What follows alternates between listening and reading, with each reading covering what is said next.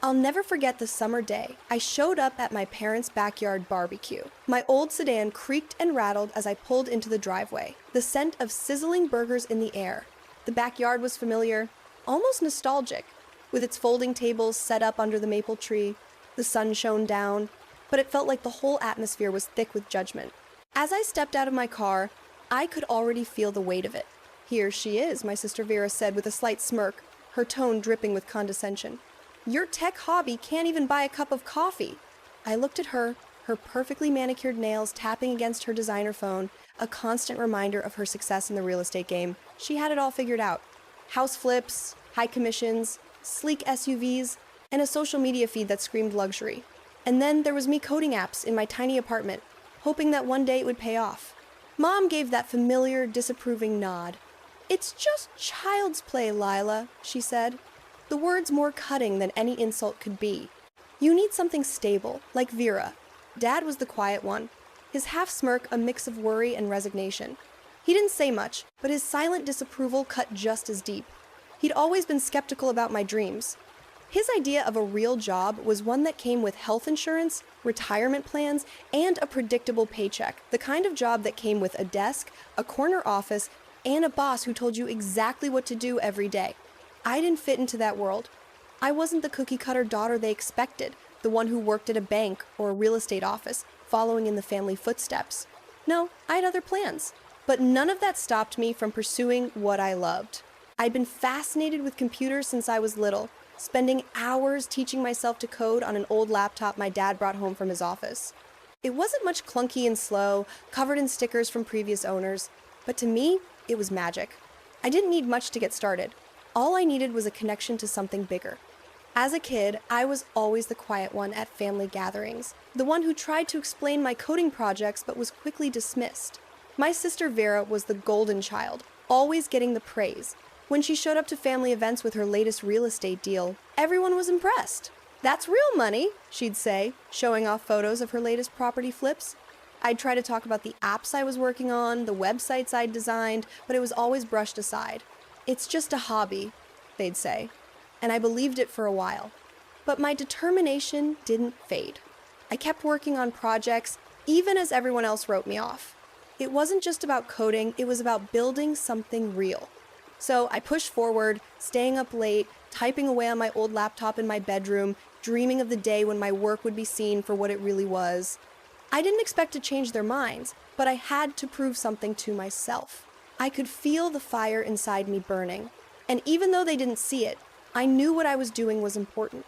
But at that point, I wasn't even sure if I believed in myself as much as I should. The turning point came when I decided to apply to the University of Michigan.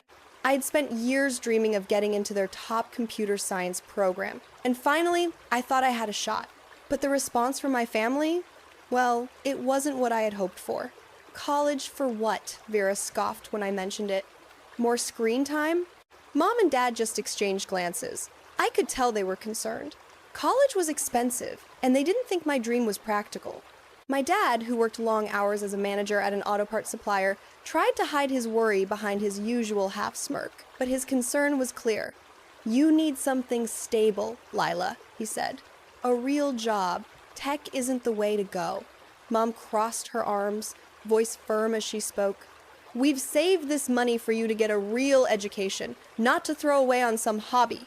They didn't understand what I was trying to achieve. My passion wasn't a phase. It wasn't just a hobby. But in their eyes, it was. And once they made up their minds, there was no changing it. So, I withdrew my application. No University of Michigan for me. Instead, I decided to take matters into my own hands and poured everything I had into building something on my own. During the following months, I kept my head down, working nonstop on various projects. I moved into a tiny apartment downtown to save on rent and worked part-time as a barista while I coded away at night. My first real project was a dating app designed specifically for college students. It was going to change everything. I could feel it in my bones. But nothing went as planned. The app launched, but it didn't get the traction I hoped for. The matching algorithms glitched, the servers couldn't handle the traffic, and the feedback from users was brutal. It crashed and burned. No revenue, no success, just a pile of unpaid hosting bills and a sense of deep frustration.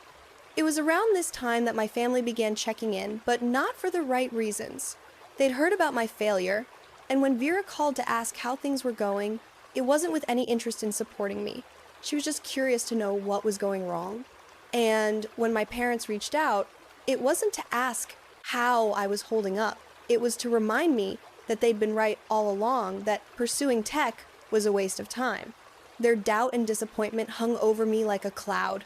I was running out of money and hope, but I wasn't ready to give up yet. This wasn't how my story was going to end.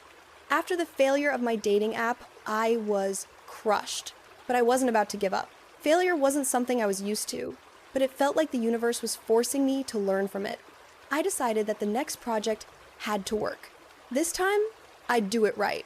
I'd build a fitness tracking app, simple but effective.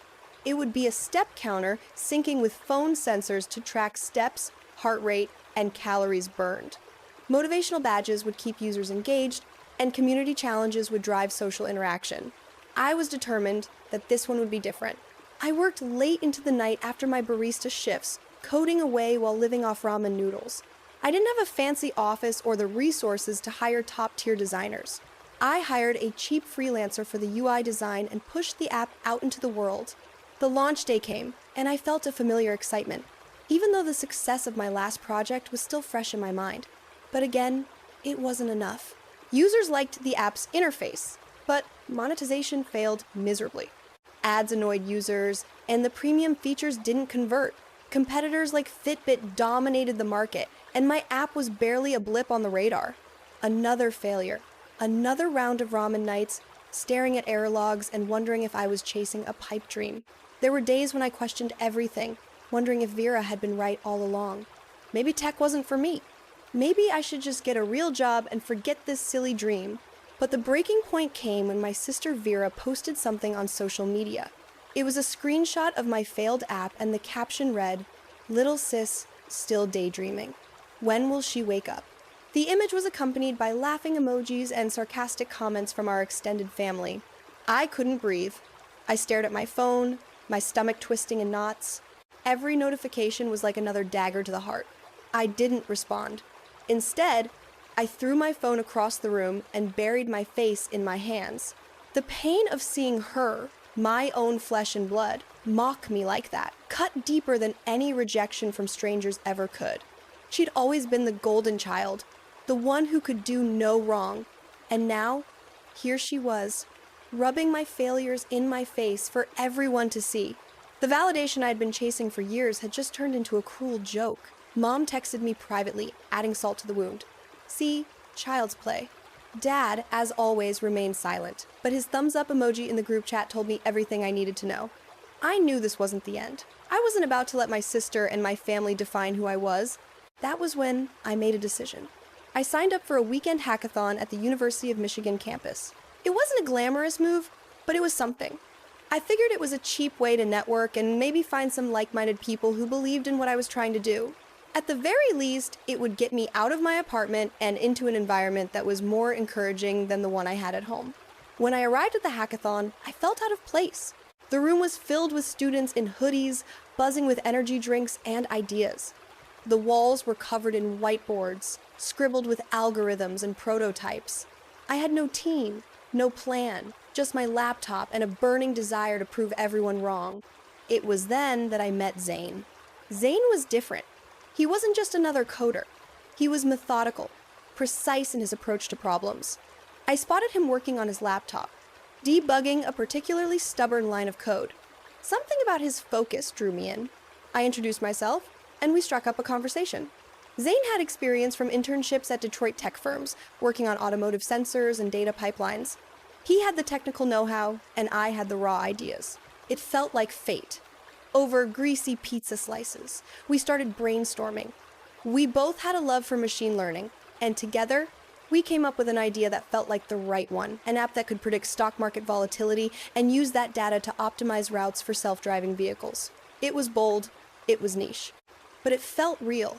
We began sketching out a prototype, and by the end of the day, we had a basic version of it running. It wasn't perfect, but it was enough to spark something. That night, we sat at a local cafe, sketching flowcharts and writing pseudocode on napkins. The possibilities were endless. And for the first time in a long while, I felt like I had a partner who believed in the idea as much as I did.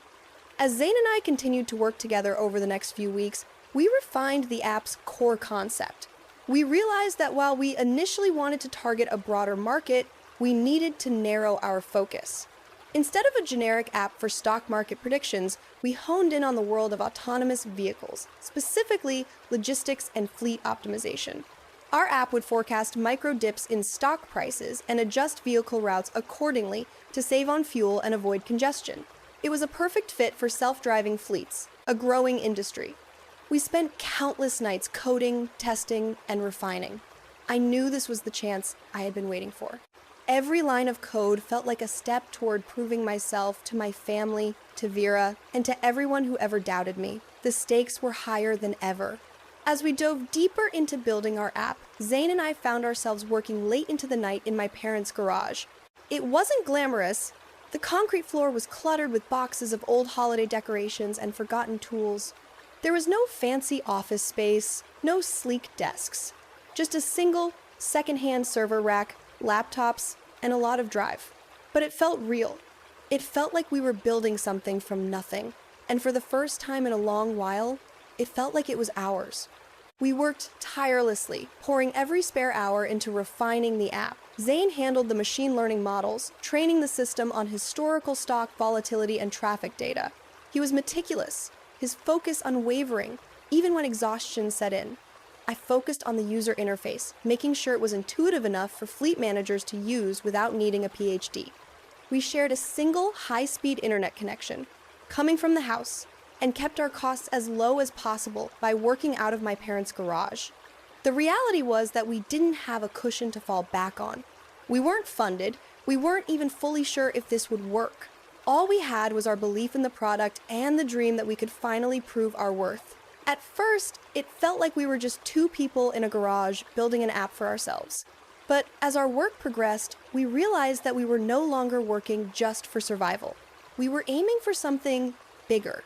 We wanted to build a product that mattered, something that could make a significant impact on an industry. The world of autonomous vehicles was booming, and self-driving technology was the future. We weren't just coding for the sake of it anymore. We were creating something that could change the way fleets operated, reducing costs and increasing efficiency. We reached out to a few small logistics firms, offering them the chance to test our app. The results were promising. The app predicted traffic congestion based on stock market trends and adjusted the routes for the self-driving vans in real time. It wasn't just a theoretical model anymore, it was a functional tool, something that could save businesses thousands in fuel and time. And the best part? It was all based on publicly available data, which kept our operating costs low and allowed us to scale efficiently. But the real breakthrough came when we were invited to demo our app for an accelerator program in Detroit. This was our chance to get noticed. The accelerator was focused on mobility tech, and if we could convince them of our app's potential, it could open doors to partnerships and funding. We had 2 weeks to prepare. Zane and I threw ourselves into the pitch, refining our presentation, polishing the demo, and ensuring that every part of the app was working smoothly. Sleep became optional, and takeout containers began piling up around the office as we worked day and night. There was no time to waste. The pressure was immense, but we had no choice but to give it everything we had. Pitch day arrived, and the reality of what we were doing finally hit me. I had driven to Detroit countless times, but this was different. This time, I wasn't just going to a meeting, I was walking into a room full of potential investors, executives, and people who could change the trajectory of our business. Zane and I arrived at the Detroit Accelerator office, dressed in business casual that we'd pulled together from thrift stores. We had no budget for fancy suits, so we did what we could with what we had. As we entered the conference room, we were greeted by a group of serious-looking investors and industry experts. I could feel the nerves building in my chest, but I forced myself to stay calm. We launched into our pitch. I started by talking about the problem, how the self-driving industry was growing rapidly, but there were no tools to optimize fleet routes in real time based on market conditions. Zane took over to dive into the technical details. He explained how our app could analyze stock volatility and adjust delivery routes to avoid congestion, saving time and money. We demonstrated the live feed from a test vehicle, showing how the app adjusted the route in real time based on stock data. The room was silent as we finished the demo. I could feel the weight of the moment pressing down on me. Were they impressed? Or were we just another small startup trying to break into a market that already had established players? But then came the questions. They asked about scalability, about security, about how we could handle larger fleets and more data. Zane answered confidently, pulling up benchmarks and logs that proved our system's accuracy and efficiency. The executives seemed to like what they saw. They were impressed with how quickly we had built the prototype and the potential for cost savings that our app offered. Within days of the pitch, we received a follow-up email from one of the executives. They wanted to move forward. They were offering us a contract to integrate our app with their fleet operations, starting with a pilot program. The value of the contract? On $1 million. This was the breakthrough we had been waiting for. It was everything I'd worked for, everything I had dreamed of. Our app, the one that had started as an idea sketched out on a napkin in a cafe, was now a real product, being used by a major player in the self-driving space. The excitement was overwhelming, but it didn't feel like the finish line. It felt like the beginning of something even bigger. We had made it this far, but there was still so much to do. The deal was just the first step. Now, we had to deliver. It felt surreal when I finally drove back to my parents' house, the contract signed, and the validation we had worked so hard for finally in hand. I was about to show them that everything I had done, everything I had fought for, was worth it. I tried to play it cool at first, but when the CNBC segment on rising Midwest startups aired, it was clear the moment had arrived. They were going to see the company I had built. They were going to see my name on national television, alongside the valuation and the contracts we had secured. No longer could they dismiss it as child's play. The broadcast aired during a family barbecue. When the logo of our company flashed on the screen and my photo appeared alongside it, the room went silent. My heart raced as I stood in the kitchen, pretending to grab a drink. But inside, everything was exploding. This was it. They would see the truth now. My success. My proof that everything I had done had been worth it. But their reactions were not what I expected. Vera, who had always been the one to shine, was the first to react. "This is fraud! A scam!" she yelled, her face flushing red. I could hear the disbelief in her voice as she tried to discredit me. Mom's arms crossed, her face tight. "Child's play. Can't possibly be real," she muttered. And Dad, he didn't speak. His half smirk had completely vanished, replaced by a stunned expression, his eyes wide with shock. The silence in the room was deafening. It felt like the weight of all the years of rejection, doubt, and ridicule had finally come to a head. But instead of standing there and defending myself, I walked away. I didn't need to explain. The proof was right in front of them. The drive home from my parents' house was a blur. My heart still raced, and my mind was spinning from the emotional whirlwind that had just taken place. The confrontation with my family, their disbelief, their attempts to belittle what I had achieved was still fresh. I could still hear Vera's voice echoing in my mind, accusing me of fraud, even though she knew nothing about what I had built. The irony of it all stung. But as I pulled into the parking lot of my apartment, something within me clicked. I was done waiting for validation from them. I didn't need their approval anymore. For the first time in years, I realized that I had built something real, something they could never take away from me. The company, the contract, the team, it was all mine. And that was enough. Zane and I celebrated quietly, grabbing dinner at a local diner in downtown Detroit. We didn't need grand gestures or flashy celebrations. The win was in the numbers, the contracts, the milestones we had achieved together. The feeling of building something from the ground up was the ultimate reward. But we both knew the work was just beginning. In the weeks that followed, the pace picked up. With the $1 million contract secured, we finally had the breathing room we needed to grow. We moved our operations out of my parents' garage and into a shared co-working space downtown. The new office wasn't fancy, but it had everything we needed. Reliable Wi-Fi, communal spaces for brainstorming, and access to other founders who could share insights and lessons learned. The vibe was different. There was energy in the air, a sense that we were no longer just scraping by, but had finally entered the game. Zane and I hired our first full-time developer. We brought on a designer to polish the app's user interface, making it sleek and easy to navigate for fleet managers. We invested in upgrading our server infrastructure, ensuring that the app could handle the growing number of users. It was all coming together. But even as our business flourished, there was an undercurrent of tension I couldn't ignore. I had cut ties with my family, blocking Vera's number, ignoring mom and dad's messages. It was easier that way. Every time they tried to reach out, I felt the weight of their doubts and criticisms pressing down on me. I wasn't ready to face them again, not until I was fully secure in what I had built. In the weeks following our breakthrough, I kept my distance from Vera and the rest of my family. I focused on the business, on scaling our app, and on expanding into new markets. But I couldn't completely avoid the whispers that were circulating in the industry. Vera, desperate to salvage her reputation after the public accusations of fraud, was struggling. I heard through mutual acquaintances that her real estate business had taken a nosedive. Several major deals she had been working on fell apart when potential clients discovered the post she had made about me. Word spread quickly in her circles, and clients began to pull out. Her reputation, once built on luxury homes and big commissions, was now tarnished by the fraud accusations she had launched against me. Her business started to crumble. She was forced to take contract gigs at much lower rates. The lavish lifestyle she had, flaunted the expensive cars, the designer bags, began to feel like a distant memory. She tried to hide the cracks, but everyone could see them. And for the first time, I felt a strange sense of justice. But the real blow came when I heard that Vera had filed a lawsuit against me, claiming I had stolen her idea for the predictive tool. The lawsuit was a desperate move, a last-ditch attempt to salvage something from the wreckage of her own failure. But it was doomed from the start. Our legal team shot it down quickly, pointing to the lack of any intellectual property or formal agreements between us. The court ruled in our favor, dismissing her claims with prejudice. Vera's side was ordered to pay our legal fees, a sum she couldn't afford. The financial strain was the final blow. She went bankrupt, and the once pristine suburban home my parents had raised us in was sold off to settle her debts.